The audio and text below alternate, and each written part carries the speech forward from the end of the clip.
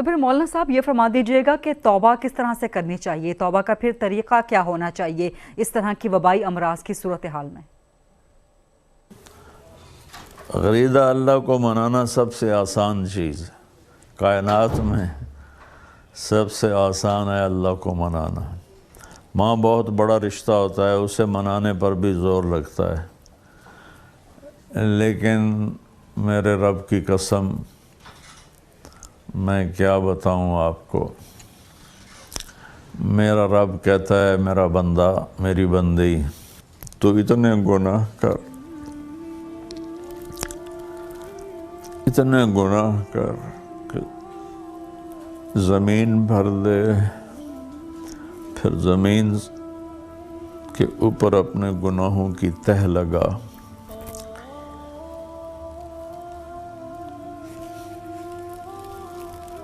پھر اس کو اٹھاتے اٹھاتے اٹھاتے آسمان کی چھت سے لگاتے۔ مجھے بتاؤ کون اتنے گناہ کر سکتا ہے؟ میرے رب کی قسم، پوری دنیا کے انسان جو مر گئے، جو زندہ، جو آئیں گے، پوری کائنات کے جنات جو مر گئے، جو زندہ، جو آئیں گے، یہ سارے مل جائیں اور قیامت تک گناہ کرتے رہیں تو اتنے نہیں کر سکتے کہ آسمان تک چلے جائیں۔ اور میرا اللہ کہتا ہے طارق جمیل غریدہ، یہ لے زندگی، یہ لے طاقت، اور اتنے گناہ کر کے آسمان کی چھت کو لگ، پھر صرف ایک دفعہ مجھے کہنا یا اللہ معاف کر دے تو میں سارے معاف کر دوں گا، ولا ابالی، اور مجھے کوئی پرواہ نہیں ہوگی۔ بڑی کریم ذات سے ہمارا واسطہ ہے۔ میں اپنی تمام ساری قوم سے کہتا ہوں، دو بول بول دیں یا اللہ میری توبہ، سب معاف کر دے گا، پھر پلٹ کے پیچھے نہ جائیں اور اپنی توبہ پہ پکے ہو جائیں، چاہے حقوق اللہ ہیں چاہے حقوق العباد ہیں، اس کی تلافی کی پھر کوشش کریں، پھر ٹوٹ جائے پھر توبہ کر لیں۔ میرے نبی کا فرمان ہے دن میں 70 دفعہ توبہ ٹوٹے، 70 دفعہ توبہ کر لو تو اللہ تعالیٰ خوش رہتا ہے۔ تو اللہ سے معاملہ بڑا زبردست ہے، جتنی دفعہ ہم توبہ کریں گے اتنی دفعہ معاف کرے گا۔ وہ ایسا نہیں ہے کہ وہ کہے گا کہ مجھے جاوید چوہے صاحب میرے بہت پیارے دوست ہیں، بھائی ہیں، مجھے ان سے بہت محبت ہے، میں ان کی بہت قدر بھی کرتا ہوں، ان کے قلم کا مرید بھی ہوں میں۔ وہ مجھ سے کہنے لگے آپ یہ بات کرتے ہیں کہ جتنی دفعہ توبہ کرو اللہ معاف کرتا ہے، تو آپ کا نوکر 2-3 دفعہ کرے غلطی، آپ اس کو رکھیں گے، آپ نکال نہیں دیں گے؟ میں نے کہا آپ نے اللہ اور طارق جمیل کو ایک بنا دیا، میرا تو بیٹا اگر بار بار کرے گا میرے ساتھ زیادتی تو میں تو اس کو بیٹے کو نکال دوں گا، نوکر تو بعد کی چیز ہے، وہ تو اللہ ہے، وہ اللہ جس کی نہ کوئی ابتدا ہے نہ انتہا ہے، اسی طرح اس کی رحمت کی نہ ابتدا ہے نہ انتہا ہے۔ ساری کائنات مل کر گناہوں سے کائنات بھر دے، ایک دفعہ کہہ دیں یا اللہ معاف ہو گیا، جاؤ معاف کیا۔ تو میں ساری قوم سے اپیل کروں گا سب مل کر توبہ کریں، 2 نفل پڑھیں یا صرف زبان سے ہی کہہ دیں، لیکن پھر ایک شرط ہے پلٹ کے واپس نہ جائیں۔ اگر ہو جائے تو بھی کوئی مسئلہ نہیں، پھر دوبارہ توبہ کر لیں، پھر توبہ کر لیں، پھر توبہ کر لیں۔ ایک شخص تھا بنی اسرائیل میں، موسیٰ علیہ السلام کی قوم میں تھا، بہت گناہ گار تھا، بہت گندی زندگی تھی۔ جب وہ مرنے لگا تو اس نے اپنے بیٹوں سے کہا کہ میں نے بہت غلط زندگی گزاری ہے، میری بخشش شاید نہ ہو۔ تو میں جب مر جاؤں تو مجھے جلا دینا، اور میری راکھ آدھی پانی میں بہا دینا، آدھی ہوا میں اڑا دینا، تاکہ میرا جسم بکھر جائے اور میں اللہ کے سامنے کھڑا ہی نہ ہو سکوں۔ تو انہوں نے اس کو جلا دیا، آدھی دریا میں بہا دی، آدھی ہوا میں اڑا دی۔ اللہ کریم قدیر نے اسے ایک ایک ذرے کو جمع کر کے اپنے سامنے کھڑا کیا۔ اللہ تعالیٰ نے فرمایا یہ تو نے کیوں کیا تھا؟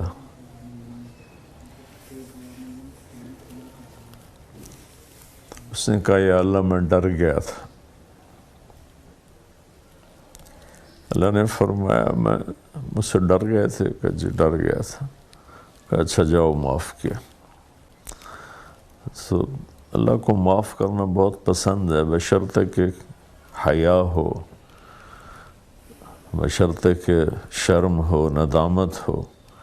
لیکن اگر ایسا ہو کہ دیکھ لیں گے جو ہوگا تو یہ تو بہت نادانی والی بات۔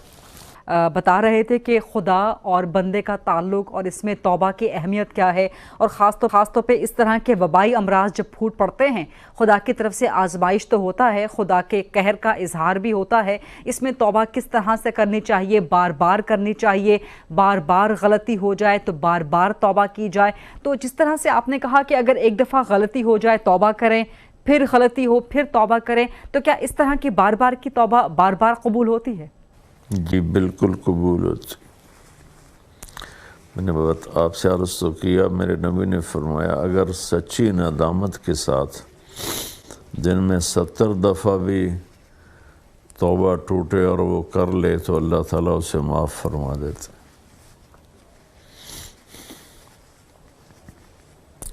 اصل میں ہم نے اللہ کی رحمت کو سمجھا ہی نہیں ہے، اس لیے مایوسی زیادہ ہے۔ درست، آپ نے فرمایا کہ دعا کرنے کے بہت سے طریقے ہیں، آپ خدا سے کسی بھی صورت میں دعا کر سکتے ہیں۔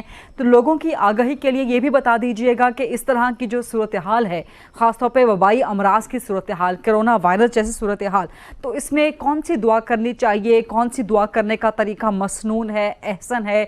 کیونکہ سوشل میڈیا پر بہت سی دعائیں چل رہی ہیں، خاص طور پہ لا الہ الا انت سبحانک انی کنت من الظالمین، تو کون کون سی دعائیں کرنی چاہیے؟ ذرا یہ فرما دیجئے گا۔ دعا پڑھنے کی چیز نہیں غریدہ، دعا مانگنے کی چیز ہے۔ درست، پڑھنے کو دعا نہیں کہتے، مانگنے کو دعا کہتے ہیں۔ اگر آپ نے دعا کی حقیقت سمجھنی ہو تو یہ مانگنے والوں کو دیکھیں کہ وہ چہرے پر کیسی مصنوعی مسکنت لاتے ہیں اور کس طرح فریادی بنتے ہیں، کہ ہمیں پتہ بھی ہوتا ہے کہ یہ پیشہ ور ہیں، پھر بھی ہم 10 50 100 روپے ان کی ہتھیلی پہ رکھ دیتے ہیں۔ دعا الفاظ کا نام نہیں ہے، دعا کیفیت کا نام ہے۔ وہ کیفیت اردو عربی کی محتاج نہیں، ورنہ گونگے کیسے مانگیں۔ وہ کیفیت انگلش فرینچ کی محتاج نہیں۔ اس کیفیت کے ساتھ جب اللہ کو پکارا جاتا ہے اور اس سے مانگا جاتا ہے تو وہ چیز دعا بن جاتی ہے۔ تو اللہ تعالیٰ ساغر صدیقی کی بخشش فرمائے، اس نے کہا تھا ہے دعا یاد مگر حرف دعا یاد نہیں۔ تو یہ ہے دعا کی حقیقت کہ دعا کے الفاظ بھی ہیں، اس میں کوئی شک نہیں، اللہ کے نبی نے ہمیں دعائیں سکھائی ہیں، لیکن ان دعاؤں کے پیچھے کیفیت بھی ہو، درست، اور مانگنے والا جذبہ بھی ہو، تو پھر وہ دعا کبھی رد نہیں ہوتی۔ ٹھیک، تو دعا ہمارے ماحول میں ہے ہی نہیں، ہمارے ایسے رٹی رٹائے الفاظ ہوتے ہیں، وہ ہم پڑھ دیتے ہیں، پھر کہتے ہیں ساڑی سندا نہیں۔ مانگا جاتا ہے، دعا مانگنے کی چیز ہے، تو مانگنے کا سلیقہ ہو تو وہ ہم تو مائل بکرم ہیں، کوئی سائل ہی نہیں۔ وہ تو کہتا میں تو دینے کے لیے تیار بیٹھا ہوں، پر کوئی مانگو تو صحیح۔